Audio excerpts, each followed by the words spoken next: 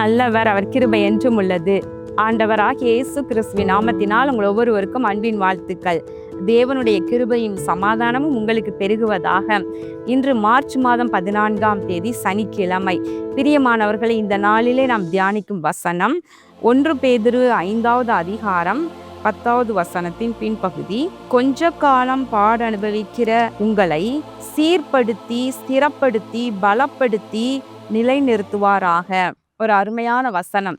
பேதுரு இங்கு அருமையாக எழுதுகின்றார். அதாவது பரிசுத்த ஆவியானவர் நமக்கு நேர சொல்லுகிற காரியம் என்னவென்றால், கொஞ்ச காலம் பாட அனுபவிக்கிறவங்களை.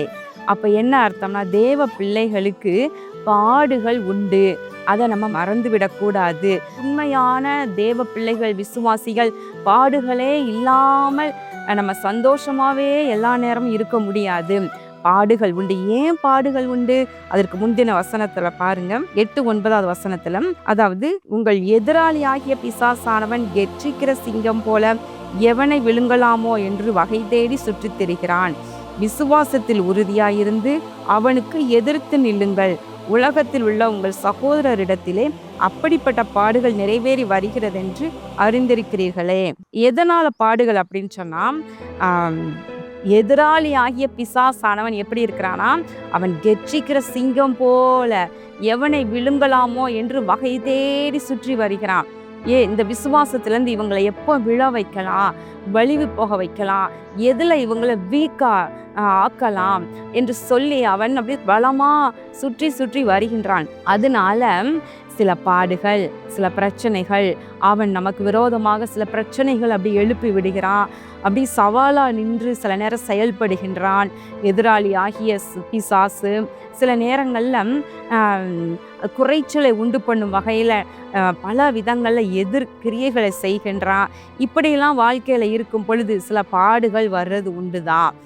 ஆனால் ஆண்டவர் நம்மை எதற்கு அழைத்திருக்கிறாராம் பாருங்க. கிறிஸ்து இயேசுவுக்குள் நம்மை தமது நித்திய மகிமைக்கு அழைத்தவராயிருக்கிற தேவன், நம்முடைய தேவன் நம்ம எதற்கு அழைத்திருக்கிறார்? நித்திய மகிமைக்கு அழைத்திருக்கின்றார். கிறிஸ்து இயேசுவுக்குள்ளாக நம்ம நித்திய மகிமையை, நம்ம மகிமையிலே வாழ்ந்திருக்க நித்திய மகிமைக்காக நம்மை அழைத்திருக்கின்றார். அவர் எப்படிப்பட்டவராம்? அவர் சகல கிருபையும் பொருந்திய தேவன். அவர் சகல கிருபையும் பொருந்திய தேவன். அப்போ நம்ம ஒன்று புரிஞ்சுக்கிடணும், பாடுகள் வருவது உண்டு. பாடுகள் வருவது நமக்கு அது நல்லது. அந்த ஒரு பிரச்சனை நேரத்தில், ஒரு போராட்ட நேரங்களில் ஆண்டவர் நம்மை என்ன பண்ணுகிறாராம்? அவர் சீர்படுத்துகின்றார். அழகாய் சொல்லப்படுகிறவங்க 4 விதமாக நம்மை நடத்துகின்றார். அதாவது படிப்படியாக, முதல் ஸ்டெப் சீர்படுத்துகின்றார், 2வது ஸ்திரப்படுத்துகின்றார், 3வது பலப்படுத்துகின்றார், 4வது நிலைநிறுத்துகின்றார். பாடுகள் நேரத்தில் நம்ம விழுந்துருவோமோ, அசைக்கப்படுகிறோமே என்று சொல்லி வேதனைப்படுறீங்களா? சங்கீதக்காரன் சொல்லுகின்றார், கர்த்தரே என் வலப்பக்கத்தில் நான் வைத்திருக்கிறபடியினால நான் அசைக்கப்படுவதில்லை என்று சொல்லுகின்றார். மரங்கள்லாம் வளரும் பொழுது செடியாக தான் ஆரம்பத்தில் இருக்கும். அப்புறம் அது கொஞ்சம் கொஞ்சமாக குறு மரமாக வளர்ந்து அப்புறம்தான் அது பெரிய கிளைகளை விட்டு பெரிய மரமாக படர்ந்து நிற்கும். அப்படிப்பட்ட மரங்கள் வளரும் போது பார்த்திங்கன்னா, அது காற்று அடிக்கும் பொழுது அப்படியே அது முழுவதுமாக அப்படியே அசைந்து ஆடிக்கொண்டே இருக்கும். அப்போ பெரியவங்க சொல்லுவாங்க, இந்த மரம் வளர்ந்து வேறு விட விட விட இந்த ஆட்டம் நின்றோம், இது ஆடாது, இது அசைக்க முடியாது. அதே நேரத்தில் பாருங்க, பெரிய மரங்களை பாருங்க, என்ன காற்றடித்தாலும் அந்த இலைகள் தான், அந்த கிளைகள் தான் அசைமை ஒழிய, ஆனால் அது முழு மரமும் ஒரு நாள் அந்த அசைந்து ஆடாது. ஏன்னா அது அசைந்து அசைந்து ஆடி ஆடி வளர்ந்து வளர்ந்து அதனுடைய வேர் பகுதி எல்லாம் பூமிக்குள்ள பரவி அப்படியே பலப்பட்டு பலப்பட்டு இந்த பூமியில அது நல்லா நிலைநிறுத்தப்படுகின்றது.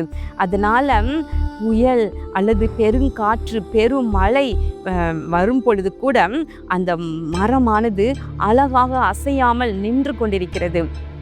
இன்றைக்கு ஒருவேளை உங்களுக்கு வாழ்க்கையில் நீங்கள் இப்போ தான் விசுவாசத்தில் வளர்ந்து கொண்டிருக்கலாம், புதிதாக ரட்சிக்கப்பட்டிருக்கலாம். ஆனால் ரட்சிக்கப்பட்ட உடனே எனக்கு இவ்வளோ பிரச்சனையா, இவ்வளோ பாடுகளா என்று சொல்லி நீங்கள் பயந்து போகாதீங்க. இந்த காற்றுக்கு நீங்கள் அசைக்கப்படுவது போல இருந்தாலும் ஆனால் அதிகமாக அசைக்கப்படுவதில்லை என்று சங்கீதக்காரன் ஒரு இடத்துல சொல்கிறாரு. நீங்கள் ரொம்ப அசைக்கப்பட மாட்டீங்க.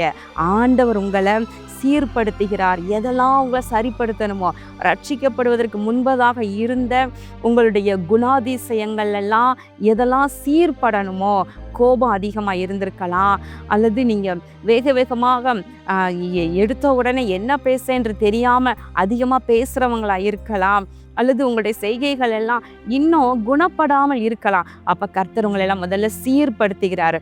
ஒவ்வொரு பிரச்சனையாக வர வர வர வர ஒவ்வொரு குணத்திலையும் நீங்கள் சாந்தத்தோடு, பொறுமையோடு மற்றும் ஈச்சையடக்கத்தோடு எல்லாவற்றிலும் அப்படியே நீங்கள் கற்று கற்று கற்று சீர்பட துவங்குறீங்க. 2வது, ஸ்திரப்படுத்துகின்றார். தேவன் சகல கிருபையும் பொருந்திய தேவன் என்று எழுதியிருக்கிறபடினால அவர் தம்முடைய கிருபைகளை எல்லாம் நமக்கும் கொடுக்க வல்லமை உள்ளவராக இருக்கின்றார். நம்மை ஸ்திரப்படுத்துகின்றார். நம்முடைய விசுவாசத்தில், நம்முடைய இந்த கிறிஸ்தவ ஓட்டத்தில், விசுவாச ஓட்டத்தில் நம்மளை ஸ்திரப்படுத்துகின்றார். 3வது, நம்மை பலப்படுத்துகின்றார். என்ன வந்தாலும் பரவாயில்ல, நீதிமான்களோ சிங்கத்தை போல தைரியமா இருப்பார்கள் என்று எழுதியிருக்கிறது. செம்மையானவர்களுக்கு இருளிலே வெளிச்சம் உதிக்கும் என்று எழுதியிருக்கிறது. அப்ப என்ன அர்த்தம்? நல்லா ஸ்திரப்பட்ட பின்பும் கூட சில நேரங்கள்ல நமக்கு விரோதமாக சவால்கள் வந்து நிற்கலாம். ஆனா பயப்படாதீங்க, கர்த்தர் உங்களை பலப்படுத்துகின்றார். உங்களை பலப்படுத்துகின்றார். தைரியமா எதிர்த்து நிற்கக்கூடிய அளவிற்கு உங்களை பலப்படுத்துகின்றார். இவையெல்லாம் செய்து ஆண்டவர் நம்மை நிலை நிறுத்துகின்றவராயிருக்கின்றார். வழுவி போக விடமாட்டார். அவர் வழுவாதபடி காத்து தமது மகிமையுள்ள சன்னிதானத்தில் நம்மை மாசற்றவர்களாக நிறுத்துவதற்கு தான் சில பாடுகள், சில பிரச்சனைகள், சில போராட்டங்கள், சில சோதனைகள், இவைகளெல்லாம் தாண்டி நாம் ஸ்திரப்பட்டு, நாம் பலப்பட்டு, நாம் நிலை நிறுத்தப்படுகின்றோம். பாடுகள் நேரத்தில் தான் அதிகமாக நம்ம ஆண்டவரை தேடுகிறோம் இல்லையா? இரவு பகலாக கர்த்தரை நோக்கி நம்ம பார்க்கின்றோம் இல்லையா? அப்போ நம்ம ஆழமாக நம்ம கர்த்தரோடு நம்ம உறுதியாய் நம்ம நிற்பதற்கு அந்த அனுபவங்கள் நமக்கு அவசியமாக இருக்கின்றது. எனவே சோர்ந்து போகாதிருங்கள். கொஞ்ச காலம்தான் அந்த பாடு, கொஞ்ச காலம்தான். அதற்கு பின்பு நித்திய மகிமைக்கு கர்த்தர் நம்மை அழைத்திருக்கின்றார். கண்களை மூடி ஜெபம் பண்ணுவோமா? எங்கள் அன்பின் பரலோக பிதாவே, இதோ இந்த நாளிலே நாங்கள் தியானித்த உடைய வார்த்தையின்படி ஆண்டவரை கொஞ்ச காலம் பாட அனுபவிக்கிற எங்களை நீர் சீர்படுத்துகின்றீர், நீர் ஸ்திரப்படுத்துகின்றீர், நீர் பலப்படுத்துகின்றீர், நீர் நித்திய மகிமைக்காக எங்களை நிலை நிறுத்துகிறவராயிருக்கின்றீர். உடைய பிள்ளைகளை ஆண்டவரை இதோ பாடுகள், பிரச்சனைகள் வழியாக சென்று கொண்டிருக்கிற உடைய பிள்ளைகளை நீர் பலப்படுத்துவீராக. விசுவாசத்தில் இன்னும் ஆண்டவரை பலப்பட, உறுதிப்பட கிருபை செய்தருளும். இயேசு கிறிஸ்துவின் நாமத்தினாலே இந்த ஜெபத்தை ஏறெடுக்கின்றேன் நல்ல பிதாவே. ஆமேன். கர்த்தர் உங்களை ஆசீர்வதிப்பாராக. ஆமேன்.